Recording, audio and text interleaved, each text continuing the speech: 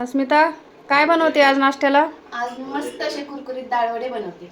Okay, छान बनवते. इथे मी 2 वाटी डाळ 2 तास भिजायला ठेवली होती. त्यानंतर त्याला मिक्सरमधून बारीक पेस्ट करून घेतला. त्यामध्ये कांदा, हिरवी मिरची, हळद, धनिया पावडर टाकून त्यामध्ये थोडासा ओवा, थोडासा जिरा आणि मीठ टाकून व्यवस्थित मिक्स करून घेतलं. त्यानंतर त्याचे वडे बनवून घेतले प्लेटमध्ये. असे पातळ पातळ छान सगळे वडे बनवून घेऊन एकदम गरम गरम तेलामध्ये छान क्रिस्पी होईपर्यंत तळून घेतले. इथं मी हरभऱ्याची 1 वाटी, मुगाची 1 वाटी डाळ अशी 2 वाटी डाळ घेतली होती.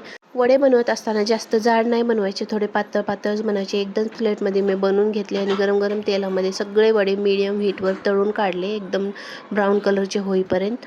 आणि इकडे वडे तळेपर्यंत मी इकडं मस्त अशी चटपटीत पुदिना चटणी करून घेतली, कारण यासोबत पुदिना चटणी खूपच टेस्टी लागते, खूप म्हणजे खूप.